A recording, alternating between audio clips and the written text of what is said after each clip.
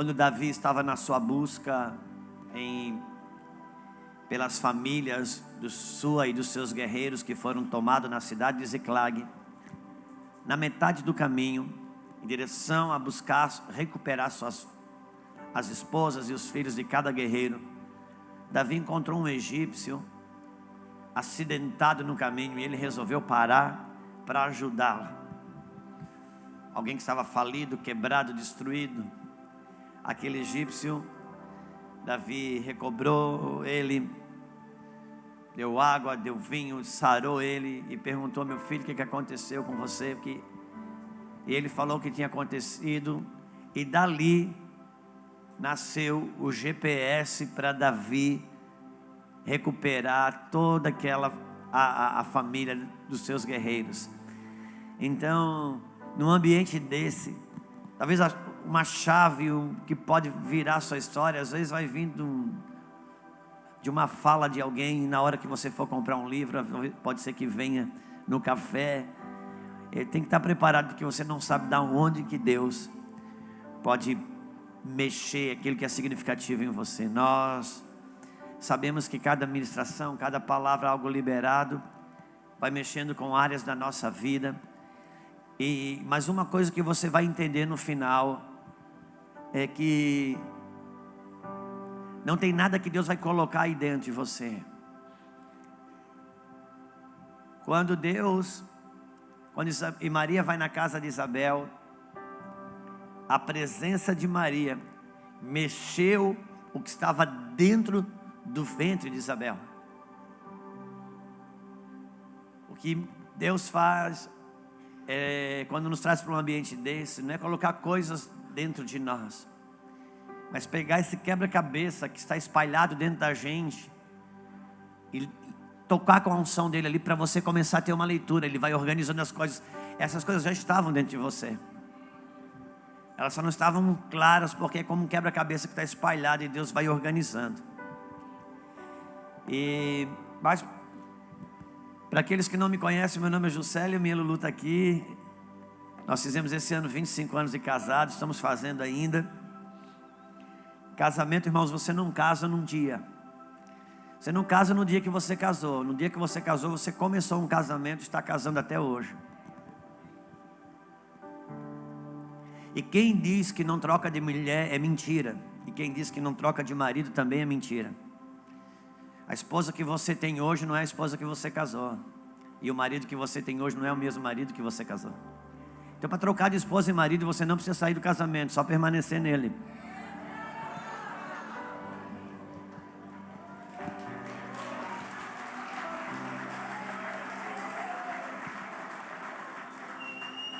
Não é a mesma pessoa. Minha pastora. Esse ano tem sido para nós um ano de, acho que 2019, acho que o 9 realmente tem sido significativo para nós. Porque 9 fala de uma gestação, fala de parir algo. E esse ano de 2019 nasceram muitas coisas na nossa vida, a nível de ministério, enfim. Está sendo um ano realmente de nascimento de coisas novas. Nasceu a Missão Sudeste, nasceu um canal no YouTube, nasceu o livro, enfim. Na verdade, eu estou lutando para não me empolgar com a fofura da criança e esquecer que tem um filho para criar. Dentro de toda criança que você tem, que te diverte, tem um filho para criar. E é isso que a gente está fazendo, sabe? Se diverte com a fofura do novo que nasceu, mas não esquece que dentro dele tem um filho para criar. Então é esse equilíbrio que a gente busca. E tem sido, porque, irmãos, o maior desafio dos nossos dias, você pode ter certeza do que eu estou lhe falando. O maior desafio dos nossos dias é exatamente a modernidade. A modernidade, ela facilitou as coisas e dificultou as pessoas. Antigamente as coisas eram muito difíceis e as pessoas eram fáceis. Agora as coisas são muito fáceis E as pessoas são difíceis, porque uma das coisas que a modernidade teve a capacidade de fazer foi separar o prazer do propósito. Quando a modernidade ela trouxe isso. A modernidade trouxe a capacidade de separar o prazer da comida do propósito da comida. Por isso que por causa do prazer da comida a gente tenta se suicidar todo dia. A modernidade arrancou, separou, isolou o prazer do sexo do propósito do sexo. E agora também conseguiu separar o prazer de ter um filho, ter uma criança, do propósito de ter um filho.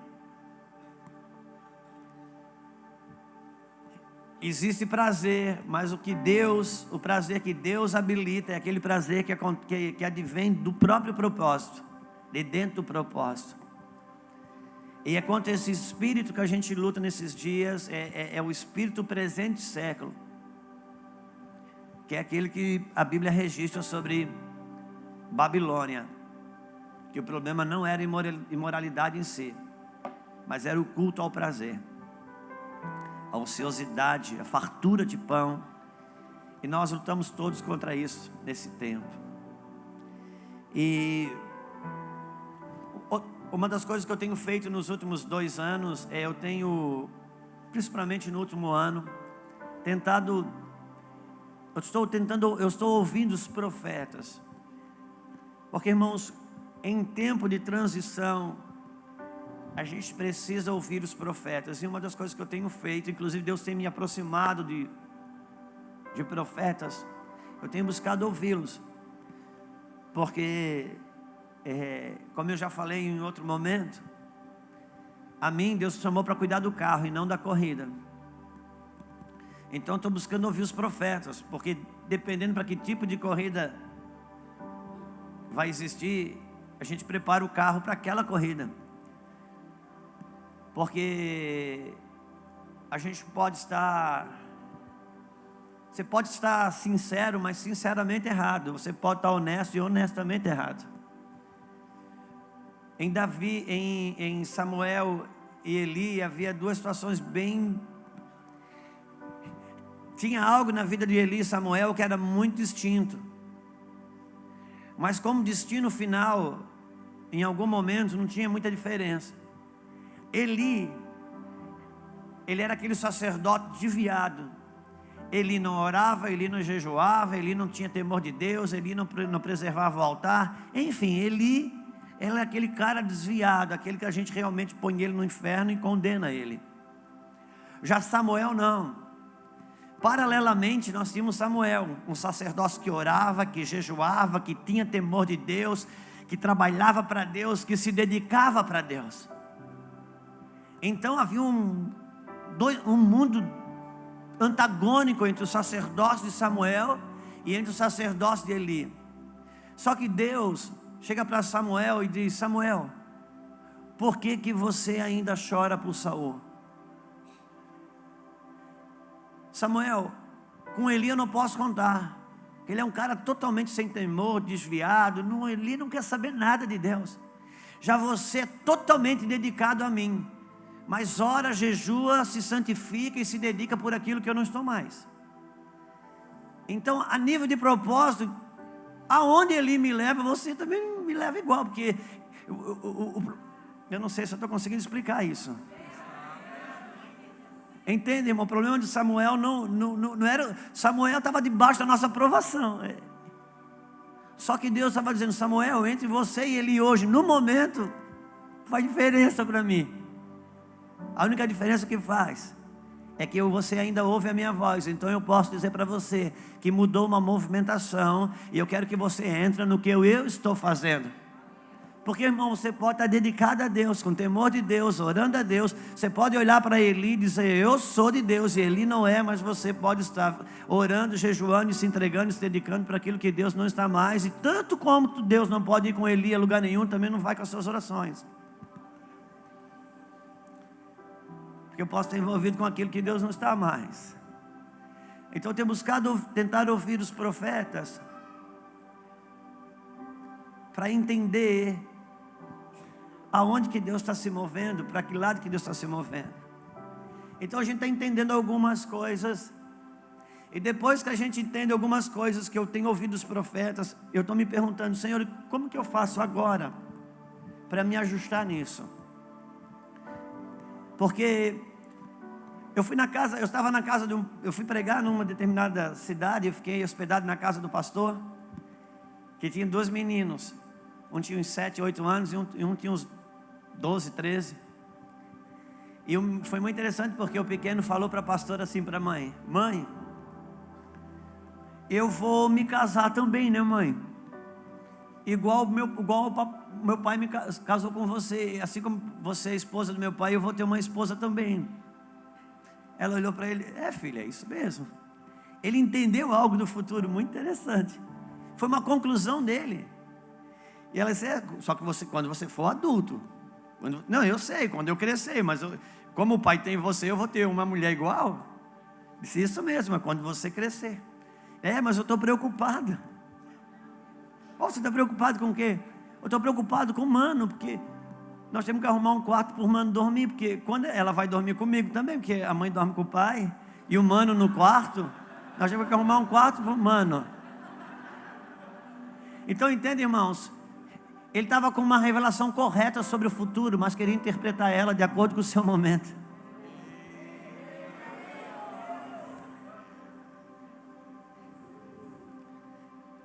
E alguns de nós até temos uma orientação de Deus sobre o futuro, mas queremos pensar nisso com as nossas realidades do momento. E isso nos coloca em crise desnecessária, porque a gente quer arrumar um quarto para o Mano. Então hoje o nosso desafio é estar tendo uma leitura não só do que vai acontecer, porque os profetas têm falado: Deus está mudando uma realidade, Deus está indo para um lugar, e parece que mais ou menos a gente está entendendo, mas como a gente se move hoje?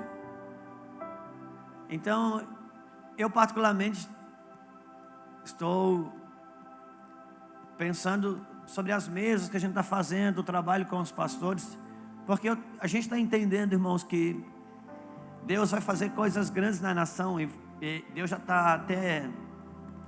Hoje nós já temos coisas palpáveis, irmãos. Nós estamos para fevereiro agora. Um dos movimentos que vai acontecer, já tem 3 estádios de futebol cheios. Então,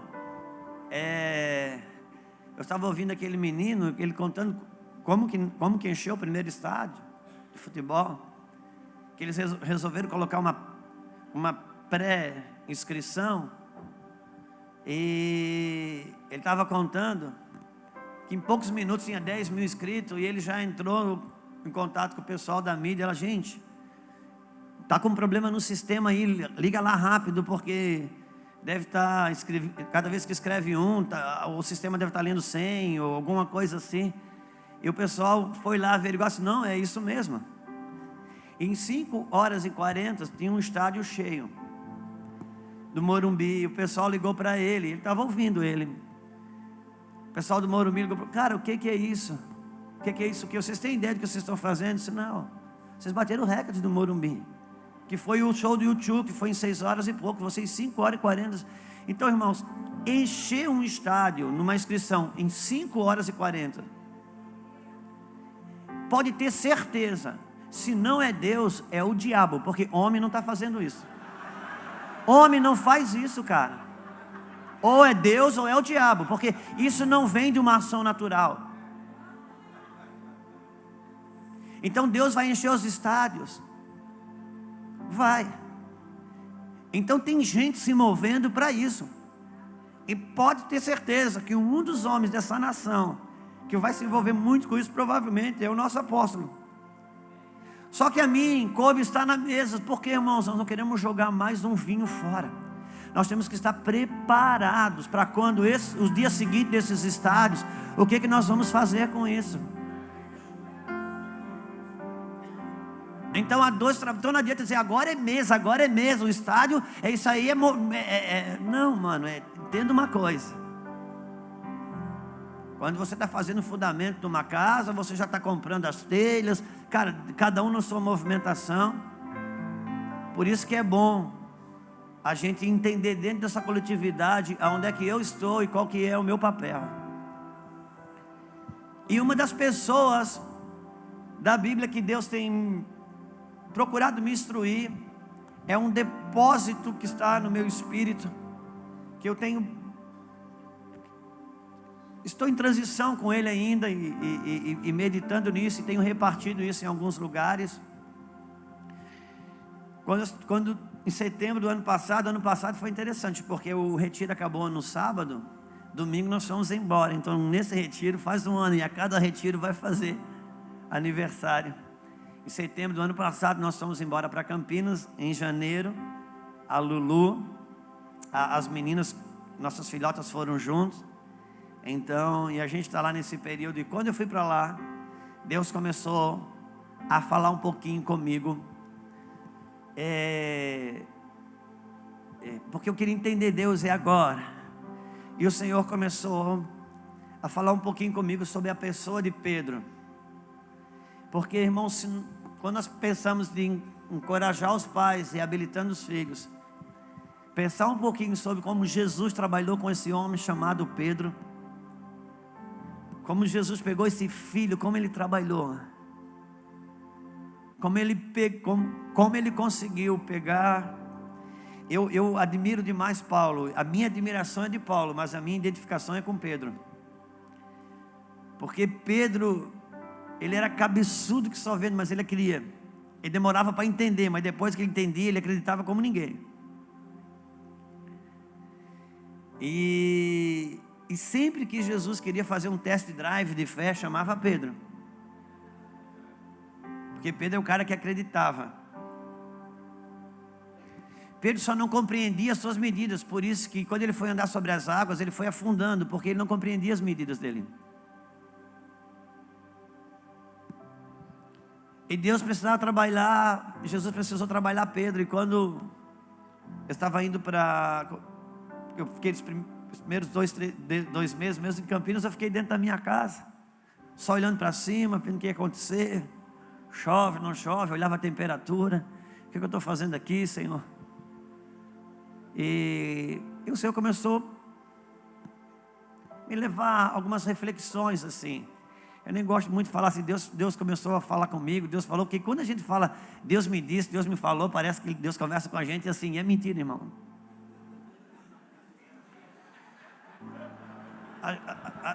A gente vai tendo reflexões, e a gente vai entendendo que a voz de Deus, sabe? A Bíblia diz que a voz de Deus é como muitas águas, amém? Quem aqui já disse, meu Deus, está chovendo? Aí o outro falou, não, é o ventilador que está ligado. É o ar-condicionado, o barulho do ar-condicionado. Às vezes você pensa que é Deus falando e é o barulho do ar-condicionado. Mas uma das reflexões que eu fui tendo sobre Pedro, porque Pedro foi o primeiro homem que Jesus falou sobre igreja. Foi o primeiro homem que Jesus usou a palavra igreja. Falou sobre igreja para ele. E o Senhor começou a comunicar algumas coisas ao meu espírito, um entendimento a respeito de como que eu deveria me mover. Não como, mas no que eu iria me mover. E Pedro foi a pessoa, porque Pedro foi alguém que Jesus estabeleceu como uma base. Ele inaugurou Pedro como uma pedra, disse, Pedro, você é uma pedra. E o Senhor começou a comunicar coisas, falando sobre as 3 pescas milagrosas de Pedro. E porque Pedro teve uma pesca que eles pescou, que encheram 2 barcos. Mas depois da ressurreição de Jesus, Pedro pescou 153 grandes peixes. Essa ressurreição que aconteceu com Cristo era uma ressurreição que simultaneamente estava acontecendo na vida de Pedro também. Porque Jesus disse, Pedro, eu sou uma rocha, você é uma pedrinha. Então tudo que está ligado a Cristo está ligado em mim. Então, depois de uma ressurreição, de um rompimento, ele teve uma pesca de 153 grandes peixes. E Deus falou sobre um tripé dessas 3 pescas. Tem comunicado. Irmãos, na pesca das 2 barcos que encheram de peixes, ali veio peixe de tudo quanto é tipo. Veio peixe bom, veio peixe ruim, veio peixe que te abençoa, veio peixe que estava no defeso, dentro do teu barco, podia até te levar preso. Acho que veio junto na rede. Quando a Bíblia fala que tinha 2 barcos, é porque é uma pesca de parelha. Irmãos, Itajaí é o 2º porto pesqueiro do Brasil. Então a gente entende um pouquinho disso. Quando ele falava que tinha 2 barcos, não é porque tinha só 2 barcos não, provavelmente tinha mais. Mas é uma pesca de parelha. Sai um barco por lá, outro por cá, eles cercam a rede assim, o cardume. Só que vem de tudo, irmão. Ali veio peixe pequeno, peixe grande, peixe morto, bola furada, sandália havaiana.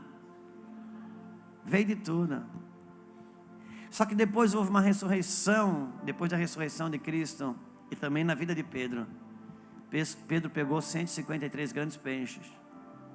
Porque depois que Deus te treina na pesca da multidão, Ele rompe algo na sua vida e que te introduz uma pesca de coisas estratégicas selecionadas. E teve também uma terceira pesca, que foi a pesca na boca do peixe. E ali o Senhor começou a me comunicar: meu filho, você vai começar a construir algo aqui, 3 pilares você vai precisar entender, que é a pesca da multidão, a pesca de coisas estratégicas e a pesca financeira, porque finanças, pessoas e coisas estratégicas e multidão, esse é um tripé que você vai precisar entender.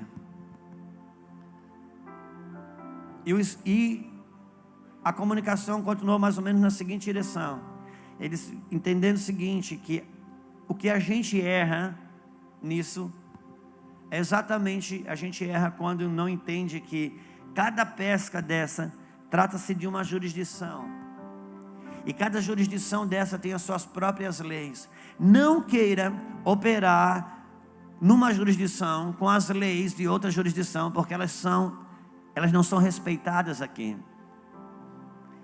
Então, às vezes, Deus me introduz numa pesca de 153 grandes peixes, e eu estou querendo me mover como na pesca da multidão. Às vezes Deus está se movendo comigo numa pesca da moeda na boca do peixe, de entender algo sobre finanças, e eu estou querendo dar sacolão para o irmão que está com necessidade.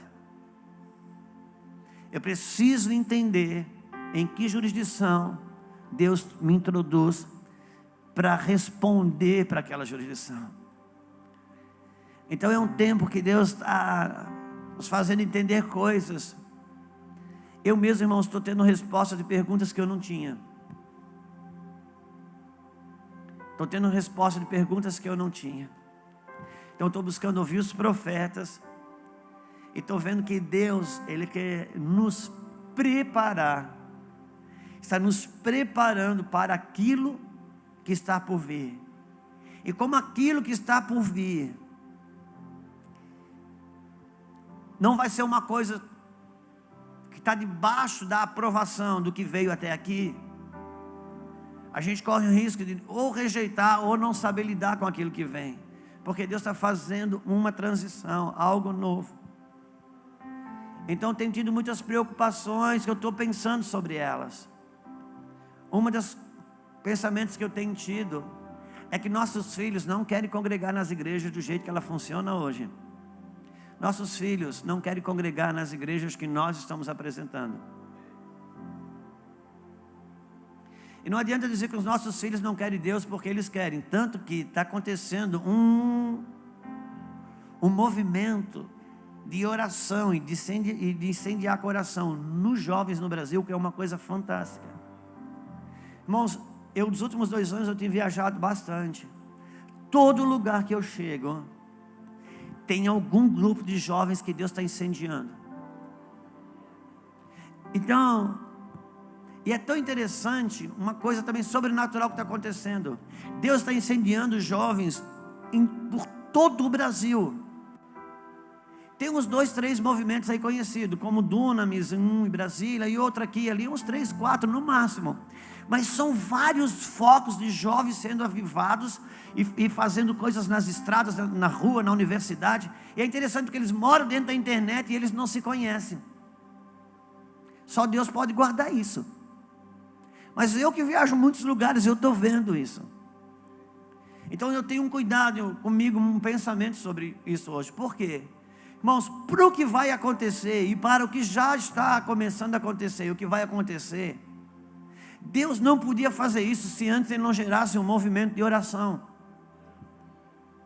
E para gerar um movimento de oração, o que Ele fez?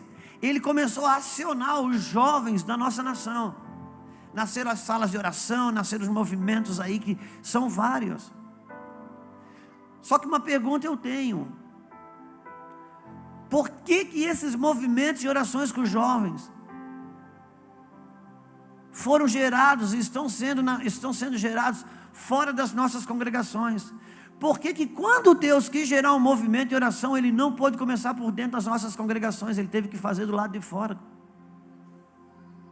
E com quem? Com os nossos filhos. Nossos filhos não querem congregar nas nossas congregações. Por isso, hoje me faz repensar.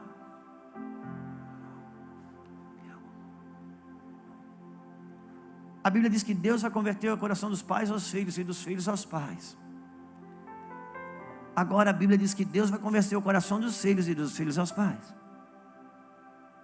Irmãos, Deus vai converter o coração dos pais aos filhos e dos filhos aos pais. Mas se Ele vai converter primeiro o coração dos pais para depois os filhos, quem está desviado? Deus falou para Davi: Davi, o que você fez escondido, teus filhos vão fazer à luz do dia. Então aquilo que eu e você fizemos dentro do fusquinha, debaixo de um poste com a luz apagada, nossos filhos, irmãos, estão fazendo à luz do dia. Então por isso que o Senhor agora está chamando os pais a um arrependimento genuíno, porque os filhos Deus já pegou. Eles só não têm um lugar para entrar dentro de casa. Quando o filho pródigo se incendiou e disse: uau, eu vou voltar para casa. Ele já estava incendiado agora, irmãos. Ele queria voltar. Ele só não podia voltar para casa, porque entre ele e o pai que estava esperando, tinha um irmão mais velho. Por isso que o Senhor hoje está mexendo conosco, trabalhando conosco, por aquilo que Ele vai fazer. E ontem o Espírito da profecia aqui foi muito forte. Deus disse assim: eu não quero deixar ninguém de fora. Não importa quem ficou em pé e quem caiu, quem tropeçou e quem não escorregou. Eu quero colocar todos dentro.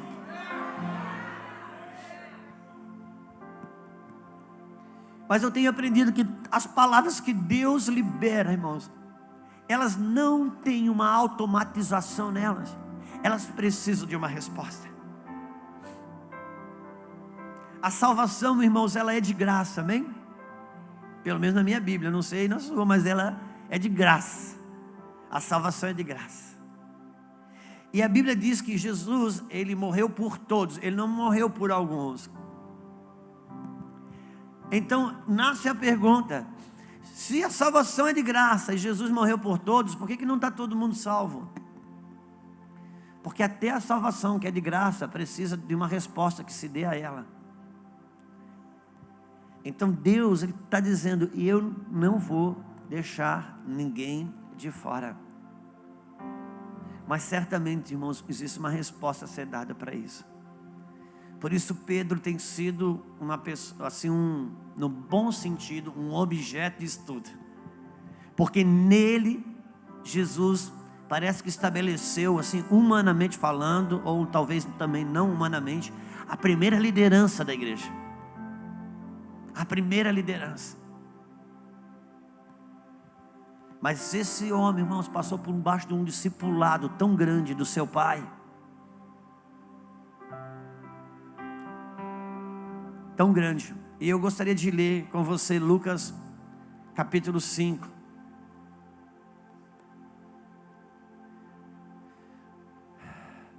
Sempre lembrando, não sei como é que acontece na sua igreja, mas lá no Mevan, começa a valer quando a gente lê a Bíblia. Tudo que é falado antes não está computado no relógio.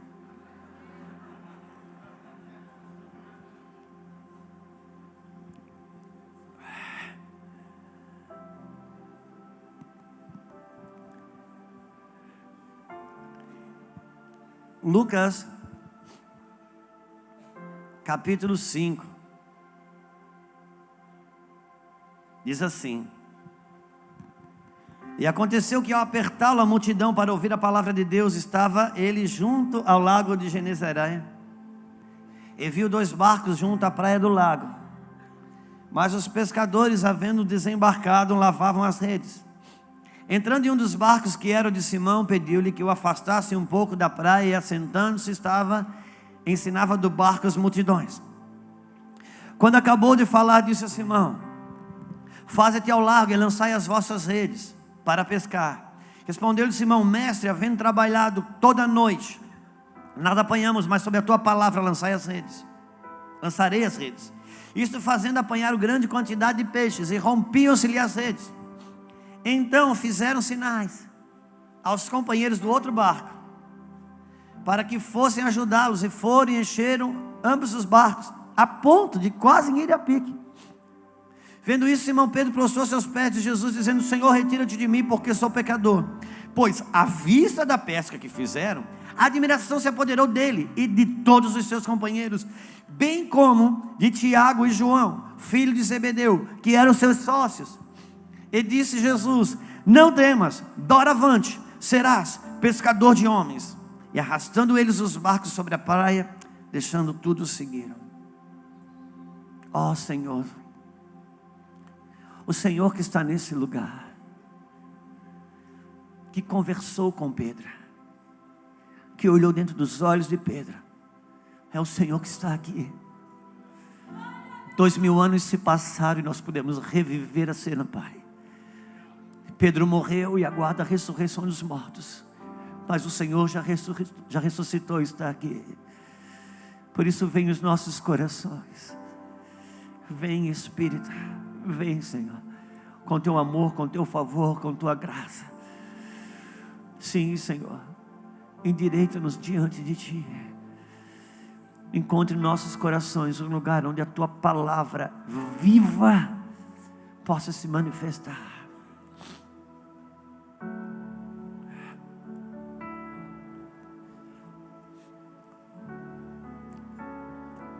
Eu tenho meditado, irmãos, na pessoa de Pedro, e pensado como Pedro. Jesus chegou para Pedro e disse: Pedro, tu és pedra, e sobre esta pedra edificarei a minha igreja. E a partir dali, irmãos, naquele texto curto acontece tanta coisa, tanta coisa. Poderiam ser meditações de 1 ano, poderia se dar um livro. Que Jesus começa aquela enquete dizendo: o que... Jesus chegou para a sua equipe e disse: gente, consulta aí no Google e vê o que as pessoas estão falando a meu respeito. Eles trouxeram as informações.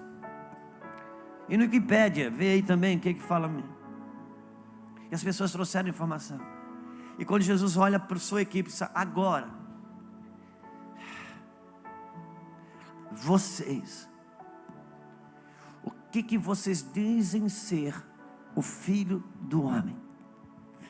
Irmãos, talvez aqui seja um fator determinante. O que a igreja diz para esse mundo ser o Filho do Homem? Quem é o Filho do Homem para nós? E quando Pedro rasga o silêncio, irmãos, ninguém sabia nada, e talvez Pedro também não soubesse, mas Pedro resolveu abrir a boca e falar. E quando ele abriu a boca e falar, a revelação veio. Ele disse: tu és o Cristo, o Filho do Deus vivo. E nós já sabemos a história. Jesus, uau, coloca Pedro lá em cima. E Jesus: Pedro, você é o primeiro de todos que estão aqui, o primeiro que não tem um pensamento lógico sobre mim. Você é o primeiro que me enxergou, porque o meu Pai, Ele trouxe uma revelação. E agora começa, irmãos, uma enxurrada de coisas, de mudança na vida desse homem. Jesus muda a identidade dele, ele descobre quem ele é, seu chamado, sua identidade. Jesus fala sobre chaves do reino, irmãos. Eu te dou as chaves do reino. Sabe o que quer dizer das chaves do reino dos céus? É Deus pegar uma chave e colocar na sua mão, que você vira aqui embaixo você vira e o céu responde. Porque é como se você tivesse a chave do reino dos céus. São chaves. Mas Jesus disse: Pedro, eu sou rocha, e eu te batizo agora como uma pedra.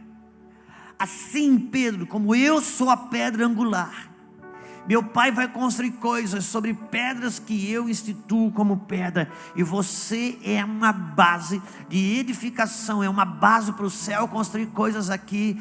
Uau! E nós sabemos que passa algum minuto, semana, eu não sei, mas é que o texto vem tão sequente, que parece que foi tudo no mesmo dia, que Jesus começa a falar sobre o seu martírio, sobre a sua morte, e Pedro diz: não, Senhor. Mateus explica que Pedro chamou Jesus à parte para reprová-lo. Bom, Jesus já se achou tanto com a revelação, que ele já tinha capacidade agora de Pedro se achou tanto que agora já reprovou Jesus. E disse: não, eu não vou deixar. Aquela piada com Ulisses contra, do bêbado, meu amigo ninguém bate, né? No peru, no Natal, que separou o peru para matar no Natal, e foi primeiro da cachaça, e bebia ele, peru ele, no final ele diz: não, meu amigo ninguém bate. É Pedro embriagado, com a revelação, Pedro embriagado. Irmãos, é preciso ter cuidado com a revelação. Irmãos, quando a Bíblia diz que a mulher, ao achar a dracma, antes ela acendeu a candeia. Irmão, acender a candeia chama-se revelação. Não se acha a dracma sem revelação. Só que quando a mulher acendeu a luz, que ela teve a revelação, ela não achou a dracma. A luz não trouxe a dracma. A luz mostrou a sujeira que tampava a dracma. A luz chamou a mulher para a faxina. A revelação que não te chama para uma faxina só traz vaidade de pregação.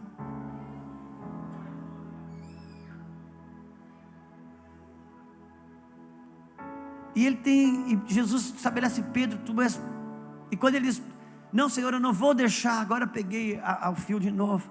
Ele diz: para trás de mim, Satanás. E eu já falei isso aqui, já repeti, mas vou falar de novo. Na minha teologia, depois que Pedro tem uma revelação daquela, na minha teologia, irmão, se o diabo tivesse que entrar em alguém, eu penso: vai entrar nos 11. Pedro está imune. Pedro está salvo do diabo, porque se tiver que entrar em alguém, vai entrar nos 11. Irmãos, mas o diabo foi entrar em Pedro. Por quê, irmãos? Por que não foi nos 11? Ah, meu Deus, irmão, Satanás não tem interesse em quem não tem revelação.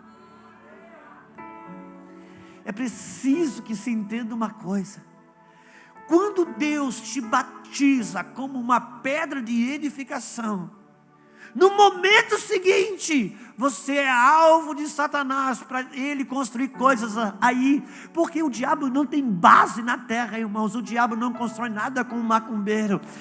As maiores destruições nasceram da Bíblia. As maiores destruições nasceram em nome de Deus. Por quê? Porque quando Deus te inaugura como uma pedra de edificação, como uma base onde o céu vai construir coisas, nesse momento você é alvo de Satanás para ele construir coisas. Por quê? Porque o diabo não tem base para construir. Ele trabalha com as bases que Deus estabeleceu e que não constrói para ele.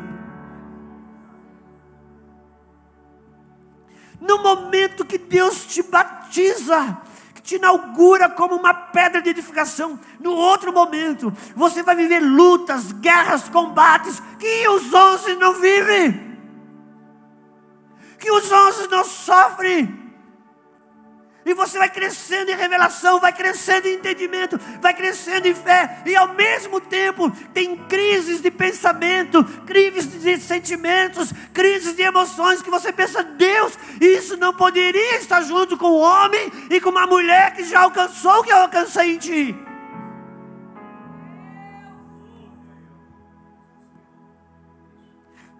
quando você é batizado, inaugurado como uma pedra de edificação, no momento em que Jesus falou: Pedro, tu és pedra, e sobre essa pedra edificarei a minha igreja. No segundo momento ele já disse: só que tem uma coisa, essa pedra, ela nasceu para dar contra as portas do inferno. Pedro, você vai guerrear contra Satanás, você vai guerrear contra o inferno, você vai ver guerras que outros não vivem, você vai ver lutas que outros não vivem, você vai viver combate que outros não vivem. Por quê? Porque eu te inaugurei. São escolhas que um homem faz em Deus e uma mulher faz em Deus. Se, meu irmão, vamos por um momento aceitar o calendário romano. Jesus, ele fez uma escolha na sexta-feira aqui, e ele tinha um alvo: no domingo ressuscitar ali. E sabe de uma coisa? Por causa da escolha que ele fez na sexta, em Deus, para Deus e por Deus, no domingo ele ressuscitou. Mas entre a escolha da sexta e a ressurreição no domingo, no sábado ele foi ao inferno. Porque quando você faz uma escolha em Deus, tem uma ressurreição que te espera. Mas no meio do caminho, você vai passar pelo inferno, para pegar uma chave que estava lá, de morte, mas agora é vida na tua mão.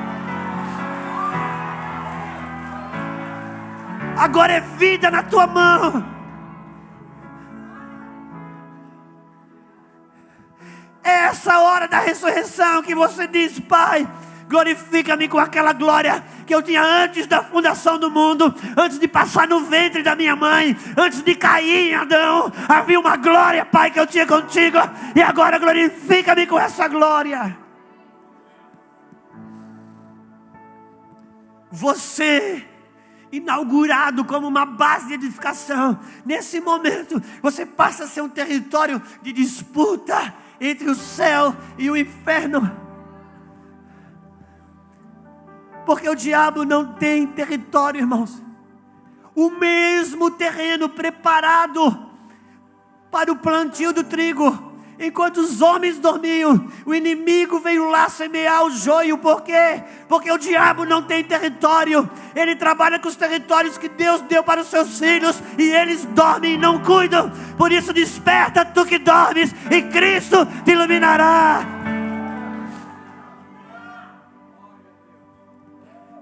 Vocês entenderam o lugar que Deus me encaixou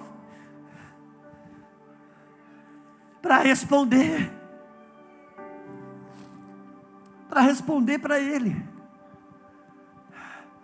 Vai ter que entender. Vai ter que ver muitas vezes. Você olhar. Que coisas acontecem com você diferente. Precisa entender em que movimento eu estou. Dentro do movimento coletivo, eu preciso entender o meu movimento. Você pode estar num cenário. Esse cenário aqui, irmãos, é único. Nós estamos num retiro, no mesmo cenário. Mas dentro desse cenário, Deus pode estar fazendo coisas com você totalmente diferentes do que está fazendo com outros. Paulo estava preso. Paulo preso, irmãos. Deus quis expandir o evangelho, expandir o ministério de Paulo, quando Deus decidiu que ele ia colocar o evangelho dentro da classe pretoriana, toda de Roma. Ele colocou Paulo na cadeia. Quando Deus decidiu que a classe política teria que ouvir o evangelho, Deus colocou Paulo na cadeia, e Deus respaldou Paulo, irmãos. À meia-noite a cadeia abriu, estourou, irmãos, todos os cadeados. Todo mundo viu que foi por causa de Paulo. Meu Deus, irmãos, os presos, tinha preso macumbeiro ali, tinha ateu, tinha de tudo quanto é tipo. Eles viram Deus fazer coisas por meio de Paulo. O policial viu, depois levaram Paulo diante dos políticos, os sinais continuavam. Quando Deus prendeu Paulo, estava expandindo o evangelho, expandindo o ministério de Paulo. Mas Atos capítulo 5, se não é 5, está por ali. Deus fazendo milagres extraordinários na vida de Pedro. Irmãos, Pedro estava bombando, a sombra de Pedro curava. De repente Pedro é preso. A mesma condição de Paulo. Ele estava preso. Pedro está preso ali. Irmãos, se Deus tirou Paulo da cadeia de uma forma sobrenatural, pensa de Pedro. O anjo entrou lá, pegou na mão de Pedro. A cela número 1, o anjo e Pedro passaram como se ela não existisse. Era Ghost, irmão. Quem já viu o Ghost? Passando pela parede. Vim embora.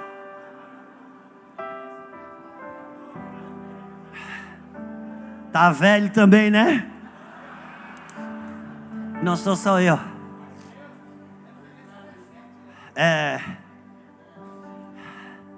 Deixa eu dizer uma coisa para você. No outro dia, irmãos, quando viram Paulo fora da cadeia, sabe, veio o juiz falar com Paulo, veio o delegado falar com Paulo, os irmãos, com Pedro, melhor dizendo: Pedro, o que aconteceu? Como que você saiu da cadeia? Não, eu estava preso de fato, na última cela.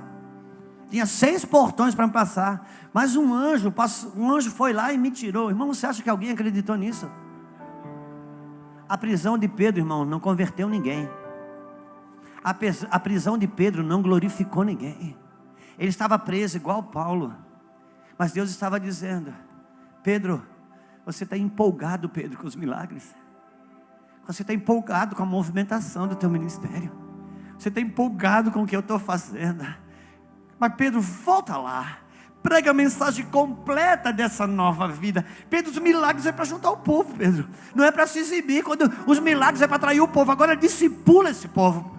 Discipula. Pedro, se eu não prendo você, eu não conseguia mais conversar com você. Eu tive que prender você para a gente conversar. Então a prisão de Paulo era para expandir Paulo do lado de fora. A prisão de Pedro era para expandir Pedro do lado de dentro. Deixa eu dizer uma coisa para você: em que prisão você está? Você pode estar no mesmo cenário e Deus pode estar acelerando um e freando você. Eu preciso saber em que movimentação eu estou. Deus está dizendo: Pedro, você é pastor de igreja brasileira, Pedro. Você tem um senso de evangelismo fantástico. Você no plano de resgate, você é fora de série, você é maravilhoso. Mas Pedro, você não tem senso de continuidade. Esse povo precisa aprender. Irmãos, deixa eu falar uma coisa aqui. A igreja brasileira, ela é muito boa no resgate. A igreja brasileira, ela tem um senso evangelístico fortíssimo. Quem quiser aprender a ganhar alma, pode vir no Brasil, que a igreja brasileira ensina. Mas a igreja brasileira, irmãos, ela não tem senso de continuidade. Por isso que ela salva o perdido, depois mata o salvo para ter o que salvar de novo.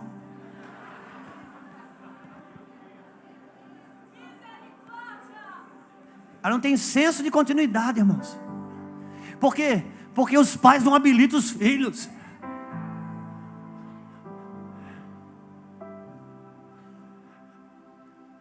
Um filho de crente, ele fica na igreja até os 12, 13 anos, 14, depois ele vai embora. Daí ele vai comer na mão de Satanás. Como diz o pastor Everaldo. Um dia a pastora Patrícia, meus amigos, está ali o pastor Everaldo. A pastora Patrícia assim: pastor, esse aí quando era solteiro era vagabundo. Ele disse: vagabundo não, estava construindo meu testemunho. Everaldo é violento. A criatividade que Deus dá para o crente, irmão.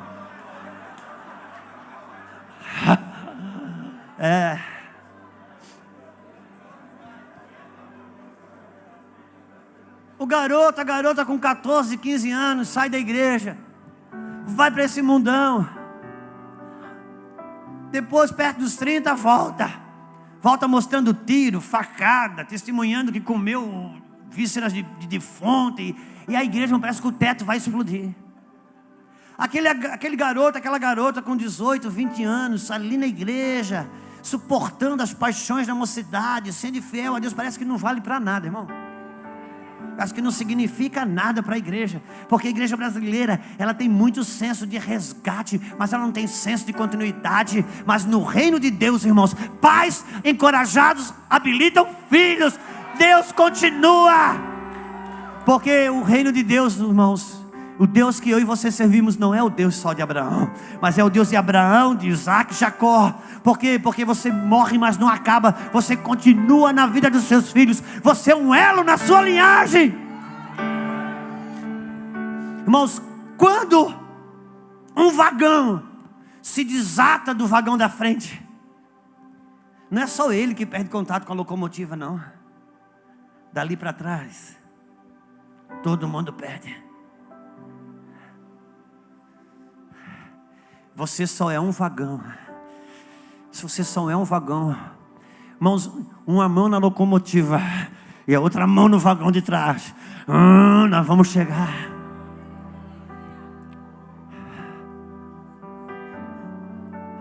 E Pedro, irmãos, teve que aprender com o seu pai. Jesus teve que ensinar muitas coisas para Pedro, até que Jesus chama Pedro e disse: Pedro, passa na praia. Tem 2 barcos ali, eu acredito que tinha mais, mas a Bíblia diz que Jesus encontrou um barco que estava lavando as redes, e esse barco era de Pedro. Ele disse: Pedro, empresta o seu barco, põe aqui na água que eu vou fazer um culto aqui hoje. Ele foi buscar um barco, irmãos, que estava lavando as redes. Ouça-me, pastor, pastora, lavar as redes depois de uma pesca frondosa, mano, é bom demais. Lavar as redes depois de uma pesca promissora é prazeroso. Mas lavar as redes depois de pescar uma noite toda e não pegar nada, não é fácil. Não é fácil. E importa pensar, irmãos, a Bíblia é um livro espiritual para pessoas espirituais. Quando Pedro fala que ele pescou uma noite toda e não pegou nada, ele pescou algumas horas onde não tinha sol. Mas isso para mim e para você não é isso que a Bíblia está dizendo. Pescar uma noite toda na Bíblia e não pega nada, não fala de você começar a pescar às 6 da tarde, às 6 da manhã, mas é de um período, irmãos, escuro, de um período de negritude, de um período onde as coisas dão errado, de um período onde que você tem amigo, mas não é ajudado, você tem pessoas perto, mas não tem mão estendida. Não importa, não tem resultado, as coisas não tem uma luz no fundo do túnel. É um período que você trabalha, se dedica, se esforça, e você não vê nada romper. Você parece que só recua, só diminui. Quem entende o que eu estou falando? Quando a Bíblia diz que o choro pode durar uma noite, a alegria vem pelo amanhecer, não está falando, irmãos, de chorar da meia-noite às 6, mas de um período aonde você não vê um palmo na frente do nariz, você não vê perspectiva de um romper, de uma situação ser mudada. Mas se você pesca, se você está uma noite toda pescando e não pegar nada, se você continua lavando as redes, se você está amando e não é amado, mas continua amando, se você está trabalhando e não é valorizado, mas continua trabalhando, se você está perdoando e não é perdoado, mas continua perdoando, se você está sendo traído e resolve não trair, se você está sendo difamado e resolve não se defender, se você continua lavando as suas redes, você já está preparando o ambiente para uma pesca milagrosa. Você pode ter certeza. Porque lavar as redes, irmão, para mim hoje está prazeroso lavar a rede. Eu estou vivendo um momento bom de lavar a rede. Mas você pode ter certeza, irmão. Cara, eu já lavei a rede com depressão. Eu já lavei a rede. E eu sei que você também. A questão, Ele só pode dar uma pesca milagrosa para quem continua lavando as redes, mesmo se não pega nada. Por quê? Porque você é pescador. O pesca é próprio dele, ele não sabe fazer outra coisa. Irmãos, nós somos uma cidade pesqueira aqui. Aqui tem o pescador e o pesqueiro. O pescador é aquele que vai em alto mar, se arrisca, investe dinheiro do gelo, do combustível, de tudo, do rancho, chega lá, não pega nada, volta no outro dia de novo. O pesqueiro não. O pesqueiro é alguém que fica com o caminhãozinho esperando na praia. Quando o pescador chega, ele quer ganhar dinheiro com o peixe.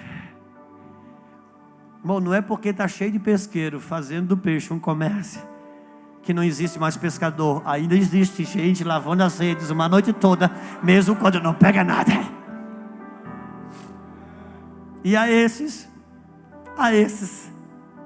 o Senhor trabalha. Então ele disse: Pedro, coloca aí seu barquinho, mano. Põe na água aí que eu vou fazer um culto. Só que eu estou precisando de um púlpito. É o seu barco. Tudo bem, vamos lá. Irmãos, Pedro estava desanimado, não tinha nada para perder mesmo. Eu digo: entra aí. E Jesus dentro do barco do Pedro. Pensa um culto, Jesus, irmão. Pensa um culto, ele pregando. O que você acha que aconteceu com o cego? Com o mudo? Quem tinha uma causa na justiça, aquele dia o anjo pegou o braço do juiz e bateu com o martelo. Quem estava naquele culto, irmão, saiu abençoado. Só que quando Jesus expede a multidão, só tinha uma pessoa que não estava abençoada: o Pedro, dentro do barco. Só que agora, irmão, se ele já estava triste antes, agora é 2 vezes. Porque uma coisa, irmão, é você não estar abençoado.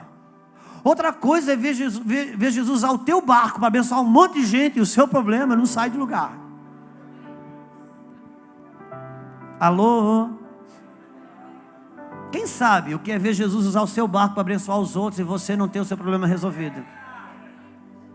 Irmão, deixa eu dizer uma coisa para você. Eu não estou falando de uma vida incoerente. Eu não estou falando de uma vida de hipocrisia.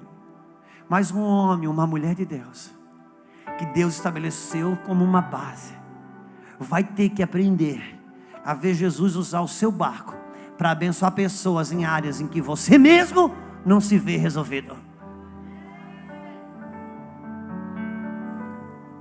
É nessa hora que você é tentado a se frustrar com quem entrou no teu barco. Até que acaba tudo, Jesus olha para Pedro: daí Pedro, tudo bem? O Senhor que sabe. O que aconteceu, Pedro? O que aconteceu? O senhor não está vendo?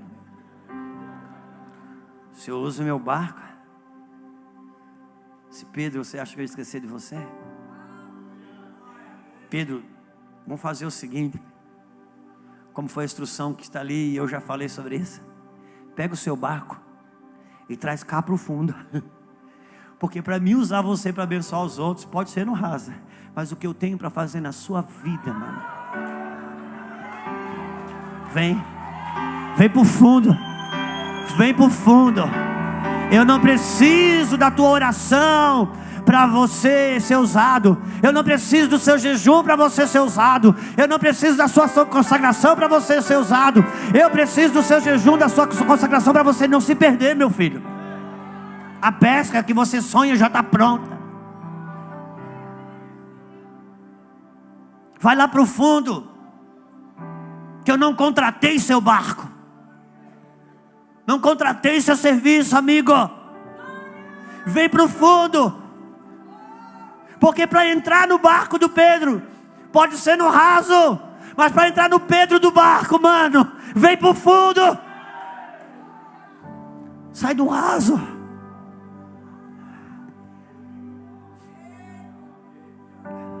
Eu fico imaginando, irmão, Pedro pensando, quando Jesus despede a multidão: daí Pedro, o que você quer?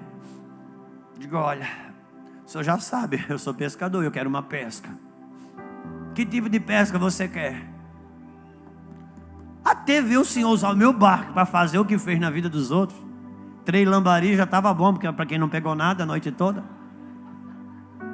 Mas o que eu já vi o senhor me usar para fazer aí, eu quero uma pesca. Assim, assim, assim. Tá bom, Pedro. Então vem para o fundo. Vai lá. Lança a rede. E você sabe o que acontece. Ele lança a rede. E vem uma pesca milagrosa. Tão grande.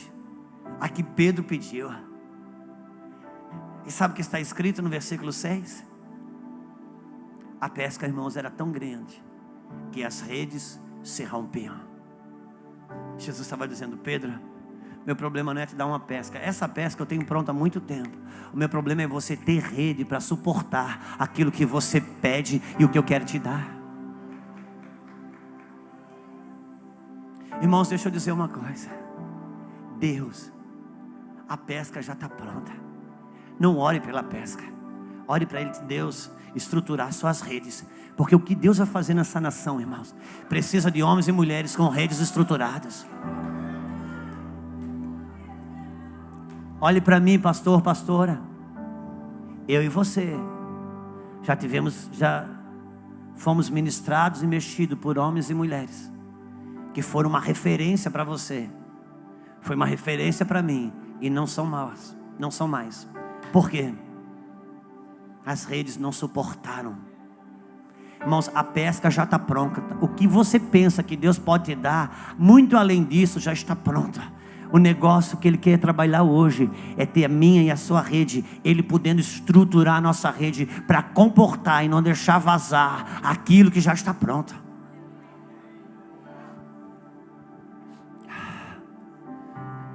Quem é pai e mãe aqui?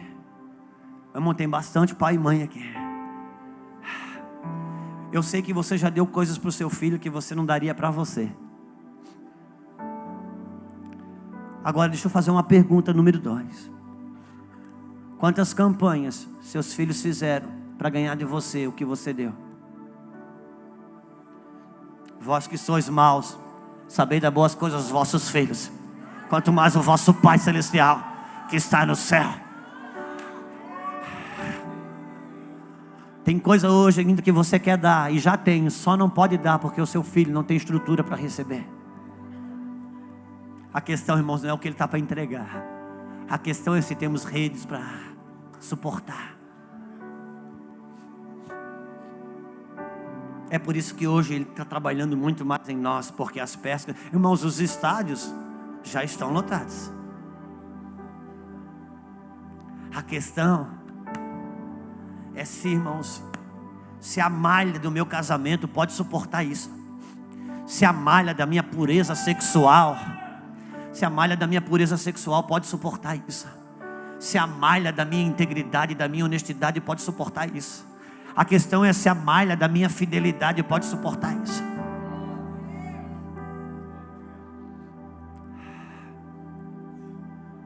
Não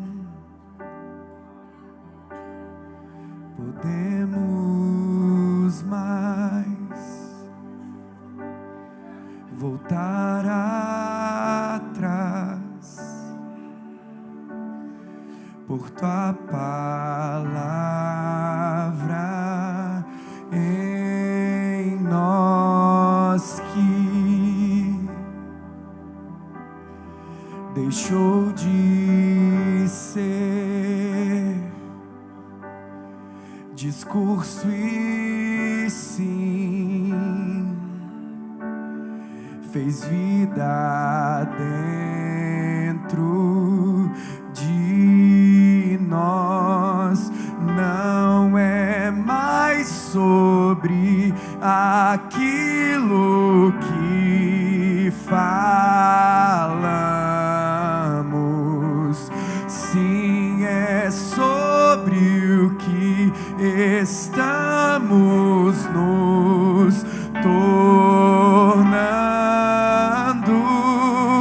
Em reverente submissão nós nos rendemos, nos entregamos a Ti,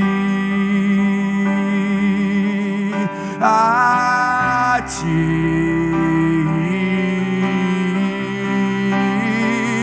Em reverente submissão nós nos rendemos, nos entregamos a Ti.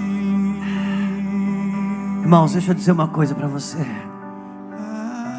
Uma das maiores referências que a Bíblia faz sobre a palavra de Deus, e a palavra de Deus é Cristo, é que a palavra de Deus é água. Eu não sei quantos aqui são do meu tempo, que água não era nada mais, nada menos que H2O. Hoje, mano, nós descobrimos que a água é tanta coisa. Outro dia tinha um vídeo de 45 minutos de uma pessoa falando sobre a água. Ela é H2O, que a gente nem sabia o que era isso, mas é água e pronto. Agora, a água você tem que saber sobre o não sei o que, P lá, como é que é, Jacques? O pH da água, a alcalinidade da água. O cara passou 45 minutos explicando sobre água. Deixa eu falar uma coisa para você, irmão. Esse cara que explicou 45 minutos sobre água, se ele não beber água, ele morre desidratado. E se o outro cara que só sabe que a água é H2O, mas se ele beber, ele está hidratado. Então, irmãos, não é o quanto que você sabe da palavra, é o quanto que você está hidratado por ela.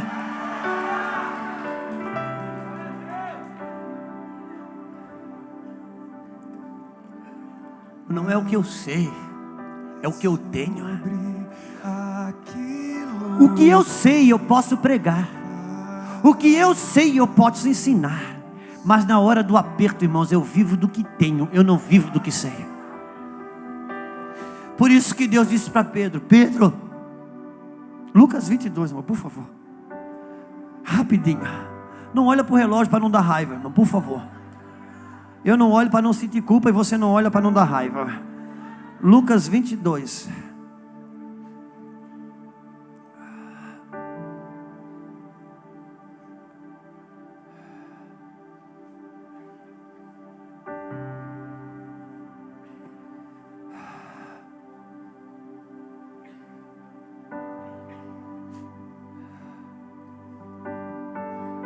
Deixa eu ver se é Lucas mesmo.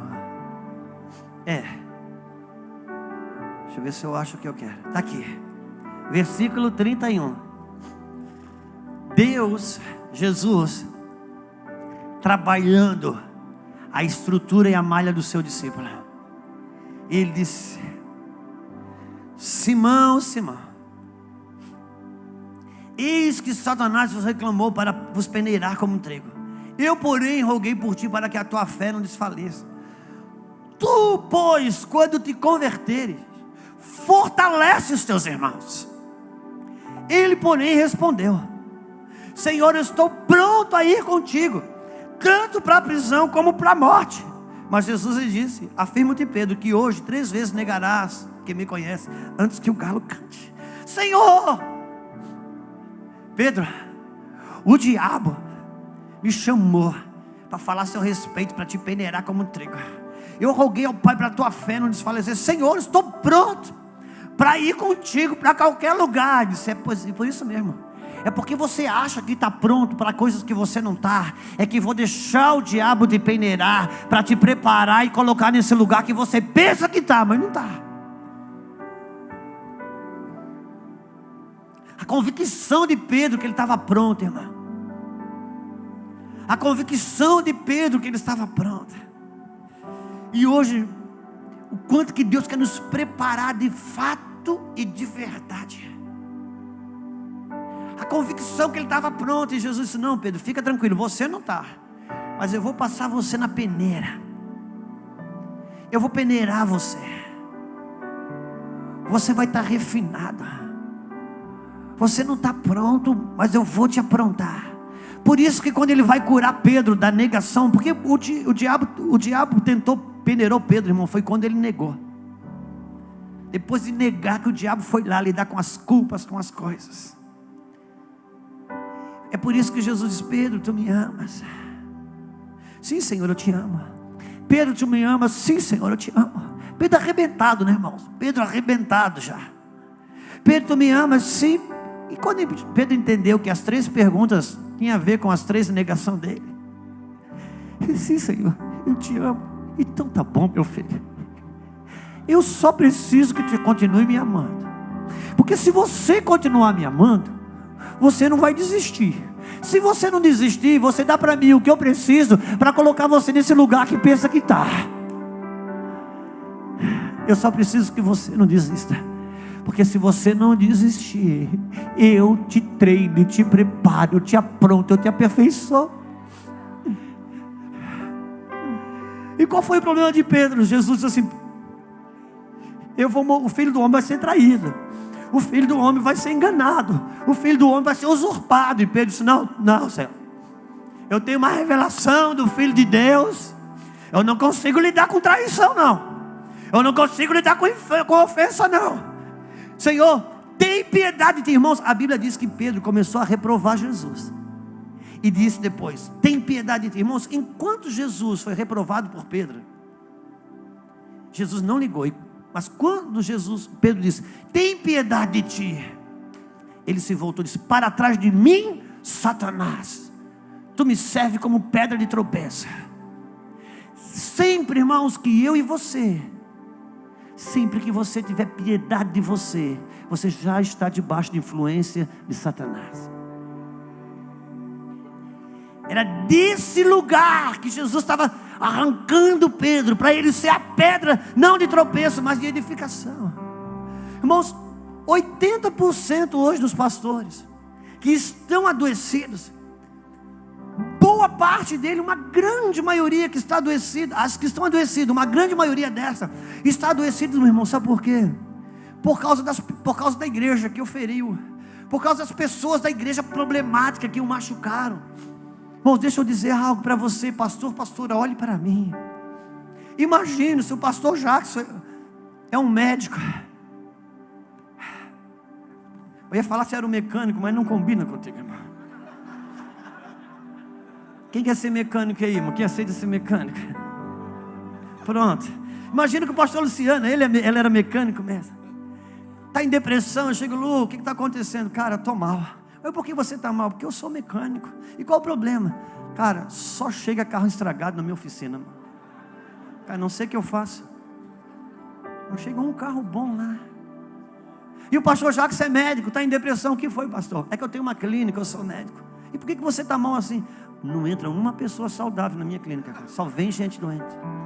Irmão, eu e você não podemos estar doentes por causa de pessoas que nós fomos chamados para curar. Não. Eu não posso. Por isso que Ele vai me arrancar desse lugar onde eu me sinto ferido, machucado, ofendido. Quando, Senhor, tem piedade de ti, Jesus. Satanás, sai para lá. Sai para lá. Vou ser machucado porque eu estou me entregando à machucadura. Eu vou ser ofendido porque eu estou me entregando à ofensa. Ninguém mata o filho do homem, ninguém lhe arranca a vida. Eu a mesmo entrego. E ali Ele está me treinando. Irmãos, em cada ofensa que eu supero, e cada traição que eu supero, a peneira dele vai refinando, irmão. O orgulhozinho vai ficando, o caprichozinho vai ficando, a minha teologia vencida vai ficando, o meu legalismo vai ficando, a importância para os títulos, para os likes vão ficando, e eu vou ficando fininho, peneirado, branquinho igual um trigo. E quando é só sobrar a fé, e só sobrar a fé, ai! Irmãos, entenda uma coisa: Deus tem algo muito grande para mim e para você. E por causa disso, meu pastor Felipe, por causa disso, Ele colocou dentro de mim, de você, um buraco enorme, com aquilo que Ele quer botar. E por causa desse buraco, a gente toda hora tenta tapar, encher. E o Senhor está toda hora me fazendo eu tentar largar com aquilo que eu estou enchendo, por causa que o buraco é legítimo. Oh meu Deus. Deus, irmãos, estabeleceu dentro do Abraão um buraco, uma paixão, um desejo enlouquecido de ser pai. Então Deus tem um chamado para Abraão: Abraão, vamos para frente, nós dois vamos. Senhor, qual que é o manto? Deixa a sua terra e deixa a parentela sua. Tá bom, ele faz isso. Só que o irmão dele morreu cedo e deixou um filhinho em casa. Abraão já pegou, botou o Ló, o sobrinho dele, tampou o buraco do desejo de ser pai, que Deus é que colocou. Aí ele traz junto Ló. Aí Deus fala assim: Abraão, você já está curado, já venceu. Tem que deixar a parentela, tem que deixar a sua família, a terra, a parentela. Era para largar algo legítimo, não era pecado. Ele já tinha se convertido. Agora eu preciso avançar com você. E eu queria que você se desprendesse aí de Ló. Digo, Deus não faz isso porque Ele trouxe tapado o buraco. Se você já se desprendeu da terra, da parentela, se desprende de Ló. Ele avançou um pouco mais, sem Ló. Uau! Quando ele chega, próximo passo, Deus diz, vamos avançar mais, meu filho. Como é que é a parada, Senhor? Larga Ismael aí. Porque tudo isso você coloca no lugar daquilo que é meu. Irmãos, Deus desprendeu Abraão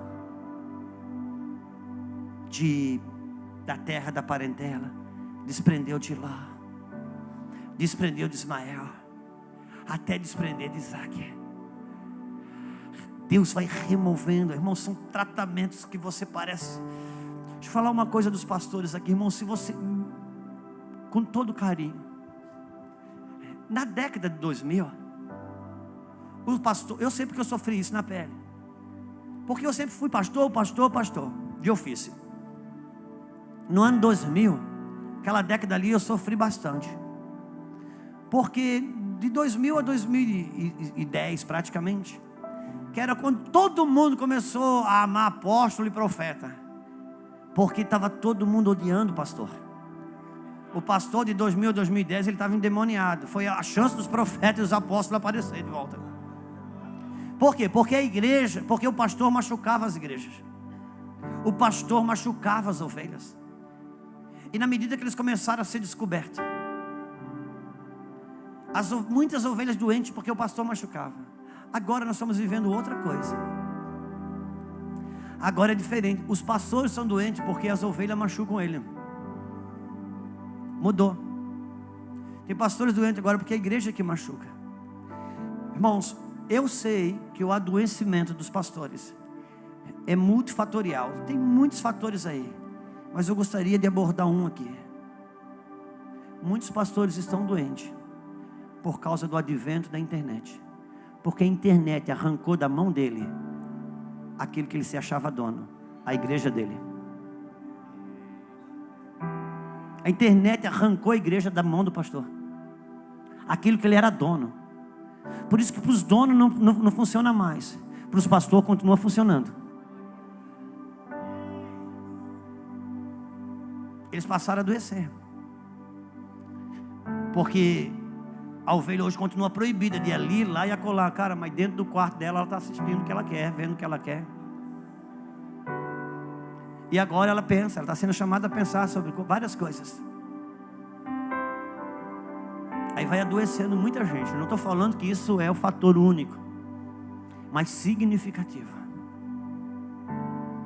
Outro dia um pastor me questionou, dizendo que o Mevan é pescador de aquário. Eu disse, sabe por que você pensa assim? Porque a sua igreja é um aquário. O Mevan não é um aquário. Nós somos um mar aberto. No aquário, irmãos, é fantástico o negócio. O oxigênio é regulado pelo lado de fora do dono do aquário. Ele só respira quando o dono. A comidinha chega, tá tudo certinho. Os peixes de aquário, irmão, são tudo igualzinho. Você já viu? É lindo. Você acha que um peixe de aquário, a hora que vê um peixe espada, vai dar a paz do Senhor? Nunca. Se ele vê um polvo, é demônio.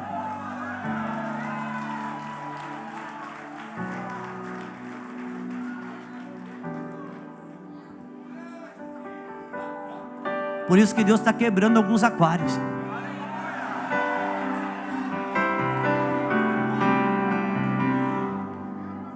Então talvez a gente não seja pescador de aquário, talvez a gente seja quebrador de aquário.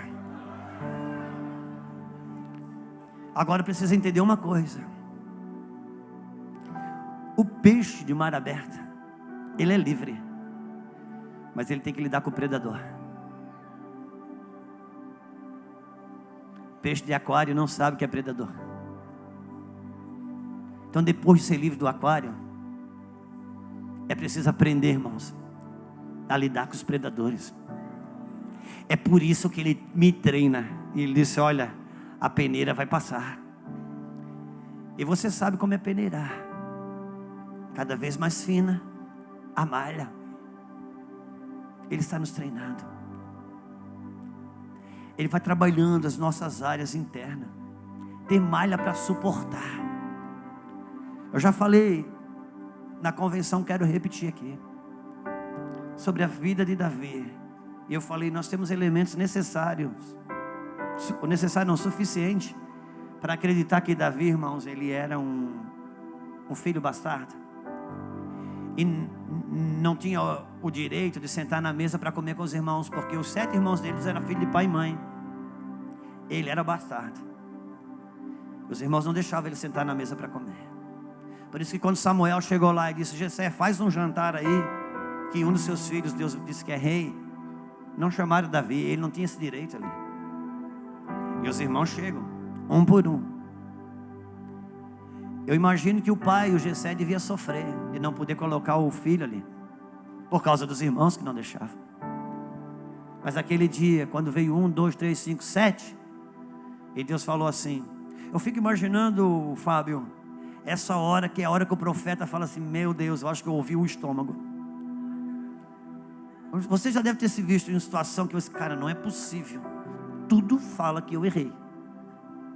Então ele pergunta, não tem mais nenhum filho não aí? Eu imagino essa hora Jessé olhando para os 7 filhos, dizendo, gente, ó, de verdade, não sou eu, não olha para mim, eu não falei nada, Deus é que está trazendo ele. Tem mais umzinho, então vocês 7 ficam em pé, porque ninguém pode sentar antes do rei, só sobrou um, chama ele lá. Eu sempre brinco dizendo que foi nesse dia que nasceu a música Quem Me Viu Não Passar na Prova. Eu digo, foi nesse dia. Só que Davi veio, irmãos. E você sabe o que acontece? Davi não subiu no trono no outro dia, mas todos os irmãos sabiam que o rei de Deus era ele. Só que passa os dias, irmãos. Os irmãos de Davi estão na guerra. E Deus, o pai chama Davi e diz, Davi, vem cá filho, pega esse pacote de pão, que os mineiros afirmam que era pão de queijo. Pega esse pacote de pão e leva para os seus irmãos que estão na guerra. Cara, eu fico imaginando Davi dizendo, pai, o senhor não está entendendo. Sabe quantas vezes eu desejei sentar nessa mesa para comer com meus irmãos? Eu sou seu filho, meus irmãos nunca deixaram, nunca permitiram ter essa comunhão aqui na mesa. Agora o Senhor quer que eu entre numa guerra que não é minha, para levar comida para os irmãos que me rejeitam? Você é meu filho, é por isso que eu te ungi rei. Deus te ungiu rei por causa disso, para você entrar numa guerra que não é sua e levar comida para os irmãos que te rejeitam. Se você puder passar por essa peneira, tem coroa de rei para você, porque Deus vai treinar, Ele vai preparar por aquilo que Ele tem para fazer, por aquilo que Ele dá para estabelecer. Aí Davi aceita e vai lá, irmãos. E o que acontece? Ele derruba o gigante. De verdade, mano, em nome de Jesus, você acha que o gigante que ele derrubou foi um homem de 3 metros? Não, cara. Quando ele venceu a rejeição dos irmãos, o gigante caiu. Por isso que Ele quer trabalhar minhas redes aqui dentro. Eu queria ler para terminar, mas não dá tempo, eu vou só falar. A ressurreição acontece, Pedro nega Jesus, está ali, e Pedro diz, eu vou pescar. Ele não voltou para o pecado, mas ele voltou para aquela vida, irmão. Eu falei na convenção, eu lembro que um dia, que eu cheguei para a Lulu e disse, olha amor, chega, a partir de hoje eu vou cuidar só de você e das meninas, vou ser crente normal. Eu vou só no culto no domingo à noite. Agora ministério, igreja, se eu me alegrar com isso, você já corta meu barato, porque depois eu me arrependo, eu não quero, eu não deixo. Pedro voltou a pescar, e a Bíblia diz assim, que quando Pedro voltou a pescar, os outros já voltaram a pescar com ele. Porque líder é líder, irmãos. Você não escolhe ser um exemplo, ou você é um mau exemplo ou um bom exemplo, porque você não tem mais volta para você. Só que Pedro Jesus estava trabalhando com Pedro.